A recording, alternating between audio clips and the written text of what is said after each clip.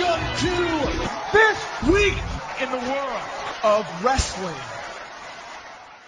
Welcome to TWitWoW, the best wrestling podcast made for wrestling fans, by wrestling fans, on the web today. I'm John, that's my cohort and commentary, Ashton, and this is our Monday Night Raw review.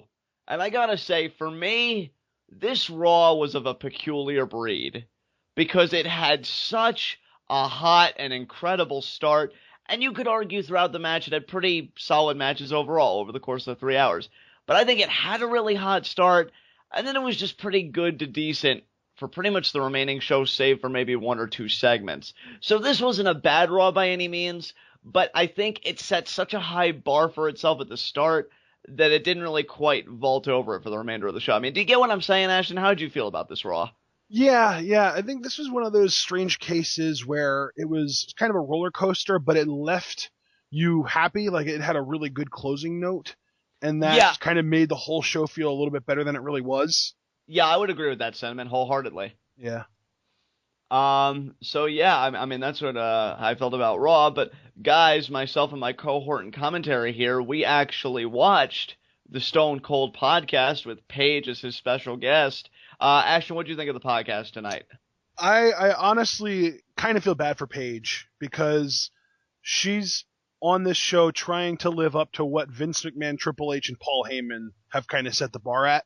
And I don't care how charismatic you are, you're not going to top those three. I think that those three, honestly, that probably should have been it. Like, you just have those three, maybe The Undertaker, who I think is going to end up being on the show in the next couple months.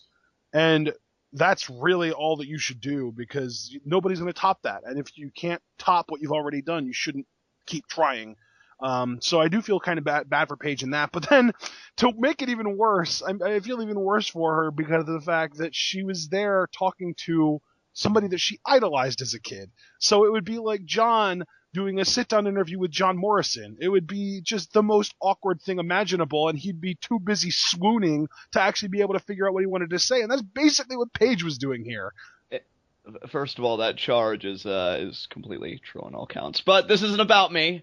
Here's the thing that was really intriguing to me about this, because I have thought for a while. First of all, I agree with your sentiments again wholeheartedly about the preceding three guests. They were amazing. Great interviews, great content. And I think the benefit of that was that there really wasn't an existing, like, generational gap. You know what I mean? Right. Between Austin and Well, those I mean, guests. you could argue that there was a bit of a generational gap between Vince and Austin. But that kind of played out in Austin's favor, because he kind of came off as the more progressive of the two. But in this, Austin seemed like the old man, and that's not really what you want to see from Stone Cold Steve Austin. You know what I mean? Absolutely. And in the case of the whole Vince McMahon podcast, because I do agree with your counterpoint there, but I think what also was compensated by that fact was the fact that Stone Cold was in Vince McMahon's employ, and they worked so closely together. I mean, they had the rivalry. So that was more than compensated. But, you know, my point about Paige was, I was looking at Stone Cold's podcast, and they were doing the first one with Vince McMahon. I said, you know what? This is a really cool platform, not just for, like, the older guys and those, like, big figures, but you could really have the younger up-and-coming guys, like, say, for example, if Neville was to be on an episode, you could really have him tell his story, and I think it's great to build that fanfare. Finn Balor, yeah, you could build that fanfare. So, in a way, like, I'm thinking Paige is really kind of the first interviewee to really test that out, to really test out what the Stone Cold podcast would be like, not just as a way to tell stories, wrestling stories, but to really help these people develop a more intimate connection with the crowd than they already have. And while this wasn't a failure, I think that's far too caustic of a term, and I don't think either one of us would use that term.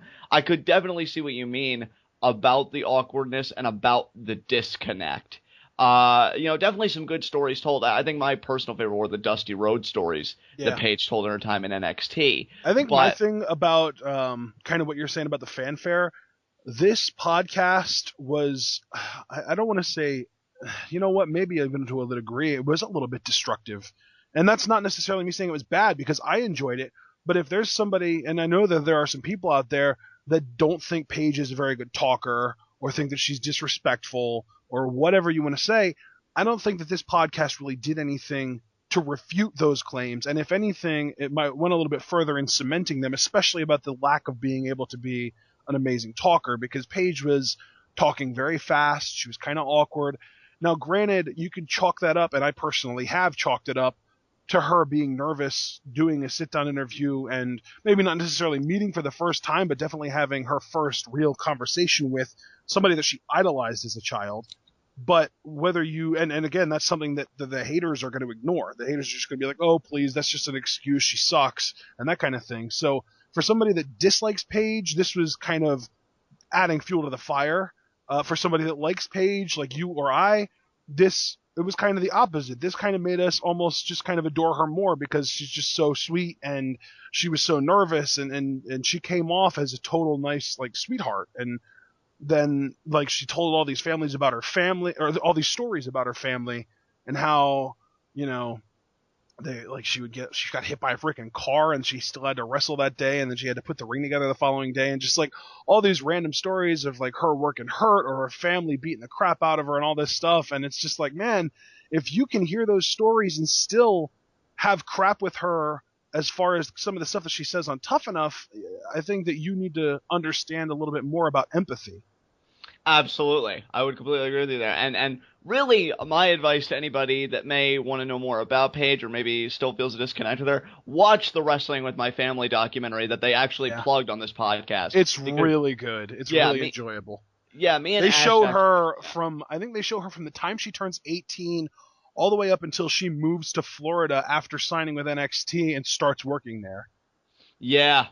Yeah, it's a great documentary that really chronicles the family and especially Paige, because honestly, you know, she was kind of the breakout. She gets the WWE deal and everything else. So great piece there.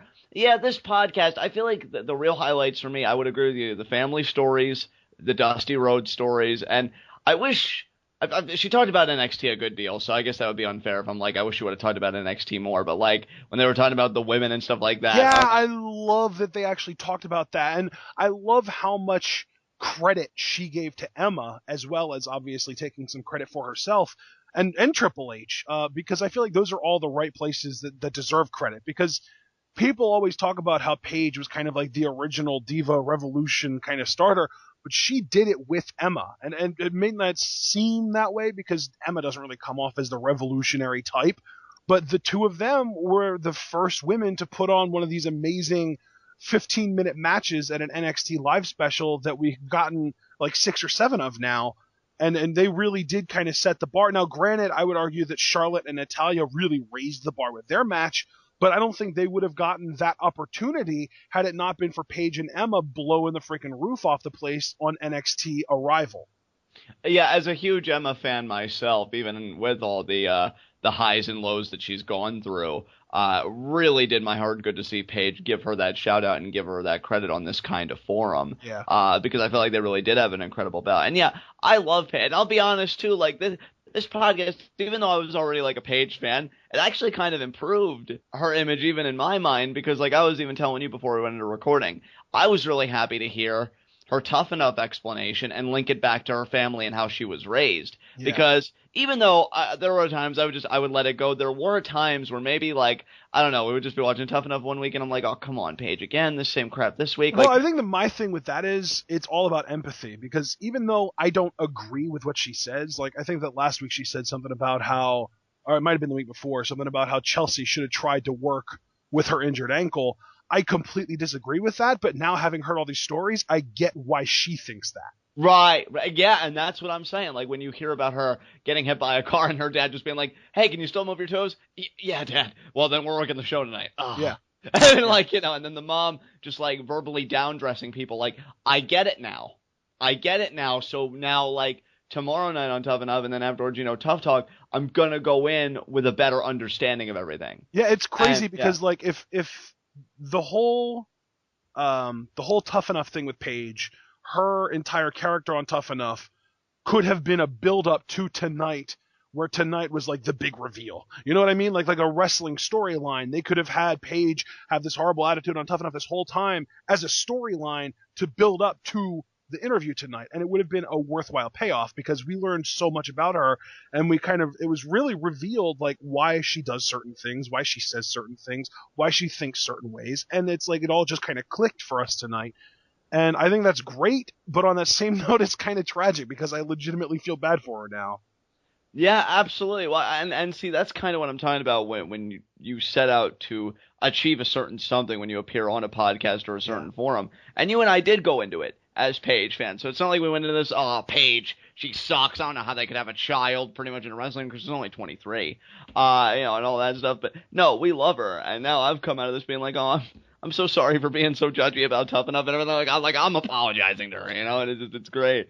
So yeah, really, really enjoyable hour. I mean, if you're looking to compare it to just the epicness of the preceding three, particularly McMahon and Austin in particular for me, I don't think it quite reaches that level, but I still think it's a fun hour. So no complaints here.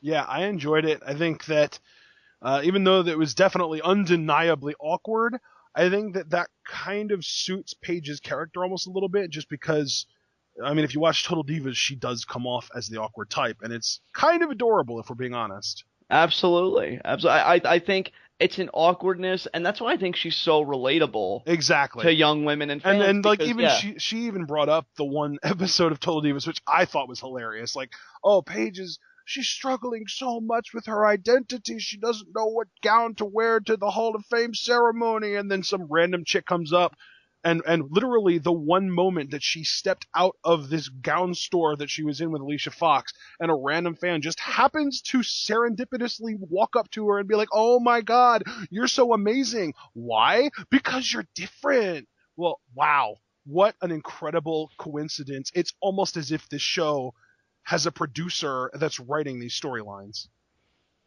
Yeah, absolutely. But I think what really makes Paige work and what really came across in this podcast, she is young. She's 23. She's got that awkwardness like we talked about meeting Austin.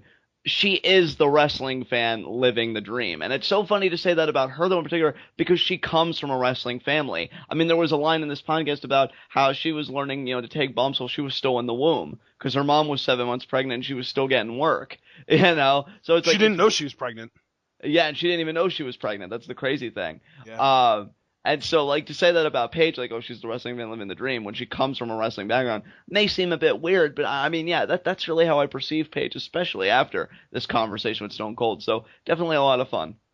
Yeah, exactly. All right, I think that we are going to kind of wrap up the podcast talk there. I am going to attempt to get this uploaded as soon as possible, and we are going to move on. John, what is our next segment?